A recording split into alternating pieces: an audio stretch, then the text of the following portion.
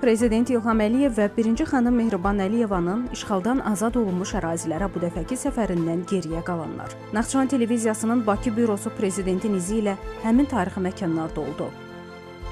Təməli 2023-cü ildə qoyulan Ağdam Muğam Mərkəzi artıq istifadəyə tam hazırdır. Gördüyünüz bu 507 yerlik konsert zalında müxtəlif mədəni tədbirlər, eyni zamanda muğam konsertləri təşkil etmək üçün hər bir şərait var. Bununla yanaşı mərkəzdə 15 dərs otağı, sərgi salonu, iclas zalı və digər otaqlar da mövcuddur.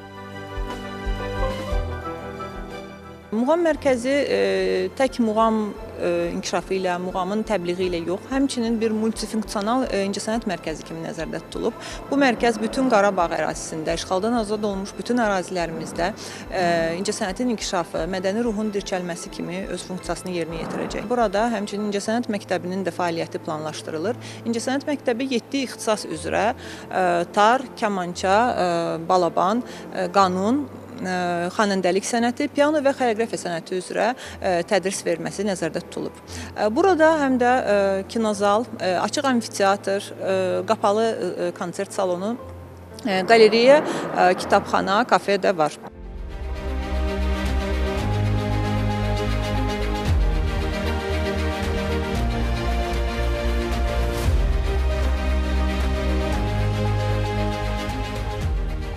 İşğaldan azad olunmuş rayonlarımızda aparılan geniş miqyaslı bərpa quruculuq işlərinin tərkib hissəsi kimi bu ərazilərimizdə mühüm yol nəqliyyat layihələrinin icrasına da xüsusi diqqət yetirilir.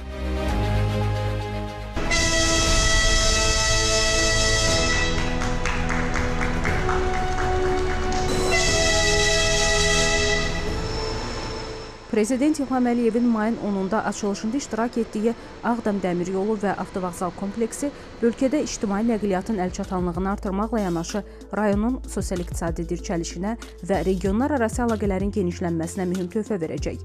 Ata-baba yurtlarına qayıdan soydaşlarımızın digər şəhər və rayonlara rahat şəkildə səfər etməsində böyük rol oynayacaq. Bir sözlə, ümumilikdə Azərbaycanın nəqliyyat potensialının genişlənməsinə xidmət edəcək. Dəmir yolu vağzalı gündəlik 800 min, avtovağzal isə 1300-1500 sərnişinə xidmət göstərəcək. Kompleks vahid nəqliyyat qovşağı kimi fəaliyyət göstərəcək.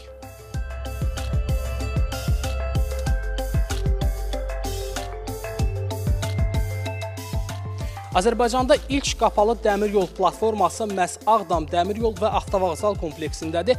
Uzunluğu 350 metrdir. Ağdam Dəmir yol və Avtovağzal kompleksi Bərdə Ağdam Dəmir yol layihəsi çərçivəsində inşa olunub. Kompleks binası 3 mərtəbədən ibarətdir. Burada gözləmə zalları var, bilet kassaları, əyləncə, həmçinin istirahət güşələri var, müxtəlif təyinatlı, ümumiyyətlə 95 otaqdan ibarətdir kompleks. Kompleksin ümumi ərazisi 4 hektardır. Kompleksdən ətraf ərazisində 48 avtomobil dayanacağı var, eyni zamanda taksi və velosipedlər üçün dayanacağı nəzərdə tutulub. Eyni zamanda elektrik avtomobilləri üçün elektrik doldurma məntəqələri var.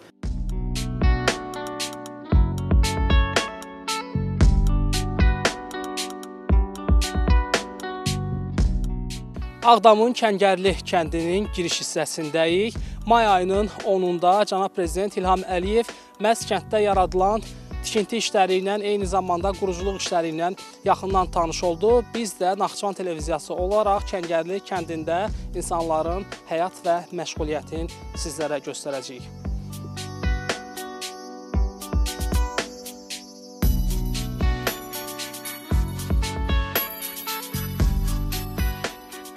Ağdamın Kəngərli kəndinə əhalinin köçürülməsi üçün birinci mərhələ tam hazır vəziyyətdədir. Şəhər mərkəzindən 6 kilometr məsafədə yerləşən bu kənddə 2 mərhələ üzrə 632 fərdi evin inşası nəzərdə tutulur.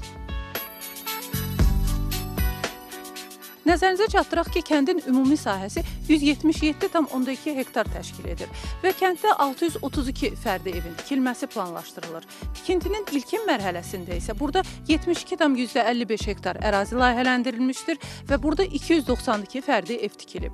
Bu evlərində 75-i 2 otaqlı, 156-sı 3 otaqlı, 60-ı 4 otaqlı, eləcə də biri 5 otaqlıdır. Bundan əlavə kənddə bir sıra sosial infrastruktur obyektlərinin tikintisi də tamamlanmışdır ki, bura həm klub icma mərkəzi, çoxfunksiyalı inzibati bina, kənd bazarı, bundan əlavə tibb məntəqəsi, məktəb, bağça və digərləri daxildir.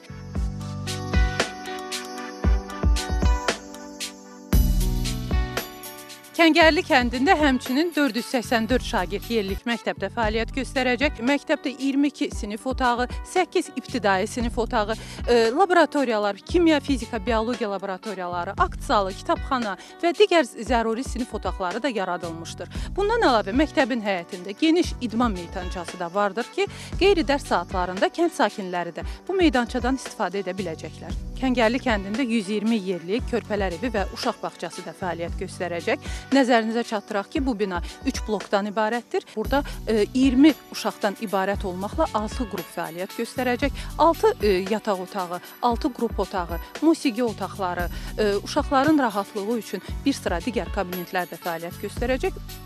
Bir sözlə, işğal dövründə tamamilə viran qoyulan Ağdam artıq yeni inkişaf mərhələsindədir. Bir zamanlar Qafqazın Xirosiması, kabus şəhər adlandırılan Ağdam yenidən dirçəlir və çiçəklənir. Bu yurt yeri artıq gözəlliyi və bənzərsizliyi ilə hər kəsi valeh edir.